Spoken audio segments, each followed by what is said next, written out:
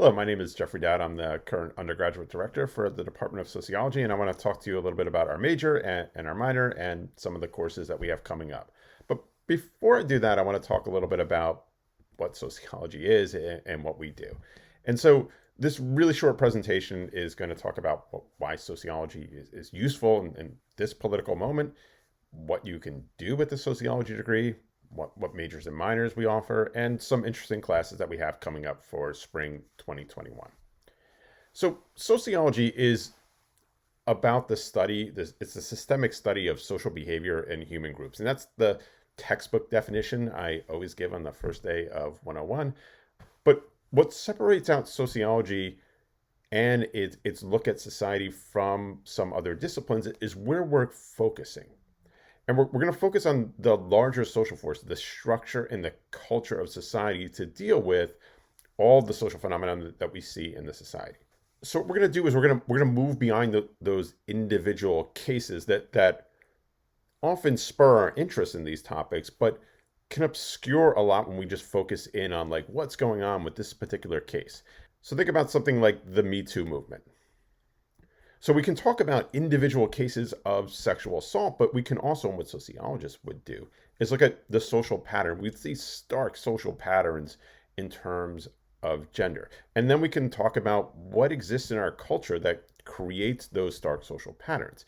And we can begin to see this as not just a problem of a couple individuals, but as a much larger social problem that we can change something about the larger culture and the structure of society that will reduce the rate of sexual assault that exists in our society.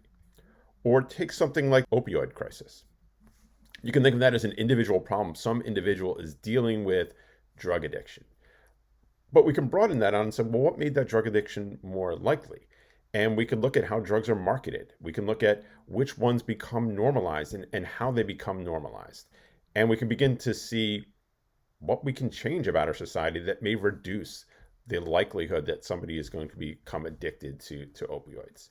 We can talk about this in terms of immigration or in terms of inequality or climate change or police brutality and all kinds of questions like that. What you do in a sociology class or what you'll learn through sociology coursework is how social life is organized and ends up affecting individual behavior, how the social forces end up conditioning the ways in which we think and behave and go about our day.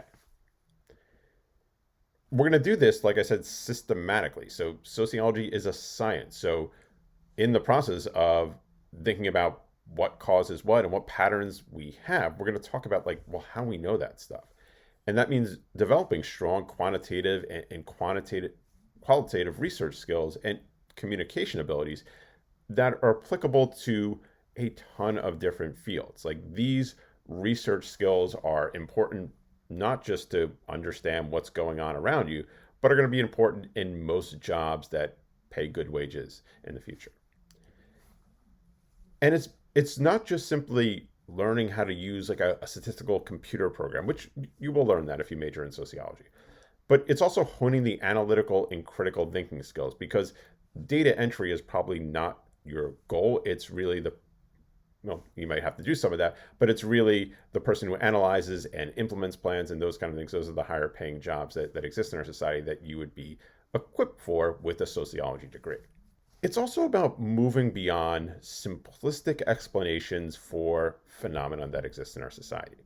That too often when we see especially when we see something like that's a problem, it's very easy to kind of pull back and say, well, why don't they just, or if everyone would just do this, and when we go to this direction, we don't really have a sense of how to solve it. So think about like if everyone would just. So you could have looked back in the 1980s and said, yeah, smoking is killing a ton of people. If everyone would just quit smoking, we wouldn't have this problem. That's true, but that's not going to actually help you solve the problem if you're like a public health official. Doing things like raising cigarette taxes, education about cigarettes, banning advertising, those things, and making it almost impossible to smoke anywhere in public, those things did work.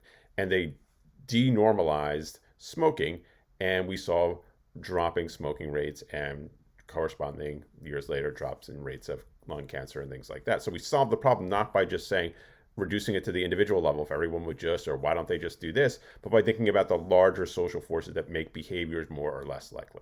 With that in mind, here are some of the courses that we're offering in spring of 2021. And so those are some of the questions that you might tackle. That question I talked about smoking in terms of the sociology of medicine and healthcare. And I think I have to sell this course a lot less considering the pandemic and what's going on with some people not wearing masks or being angry enough to bring assault weapons into state capitals because they don't want to wear masks or can't go to the gym. Obviously, there is more going on here when we're trying to deal with a global pandemic than just the medicine part of it, which is, of course, important, but there's a lot of social factors that we need to think about as well. Or certainly immigration, which is a big topic in the United States, but also around the world. And so comparative immigration study broadens our perspective to look at these patterns, not just in the United States, but in Europe and in other countries as well. And to answer questions like, because we can scientifically answer, does immigration harm the economy? Does it bring crime? The answer is no to both of those. But in a sociology class, you will see like how we make those claims and what those claims are, and you can evaluate them. We also have courses on technology and society, race relations, and the sociology of gender. You're going to deal with technology, gender, and race no matter what you do in life. And so those are really kind of foundational courses for interacting with the world that exists today. Urban development and community change as well, and race, science, and medicine are two other courses that we haven't offered in previous semesters that I'm personally really excited about. Okay, I'm going to wrap up here by talking a little briefly about our major and our minors and what you can do with sociology, and also a couple of sociologists that you might not know of, or people that majored in sociology that you might not be aware of. I don't know how many of these four people that you know. I'm guessing everybody knows this is Michelle Obama. I'm guessing everybody knows this is Martin Luther King. When I do this in class, some people know that this is Dan Aykroyd, he's an actor, and some people should know, at least in New Jersey, that this is our Senator Cory Booker. They're all majors in sociology. We also have minor programs in sociology if you're going to major in something else, and these complement other majors. You can take a minor in just sociology, which gives you freedom to pick a whole bunch of different classes. You can minor in health and society, which complements a lot of medical fields, or you can minor in criminology. And so I'm going to leave it there, and I hope you'll join us there. I'm going to put a version of these PowerPoint slides up on our website, which also has some information about our recent alumni and some of the career path that sociology majors have followed after they graduated from Rutgers Sociology. And again, if you want more information, you can visit our website where I'll put a version of this PowerPoint, or you can schedule an appointment and come talk with an advisor.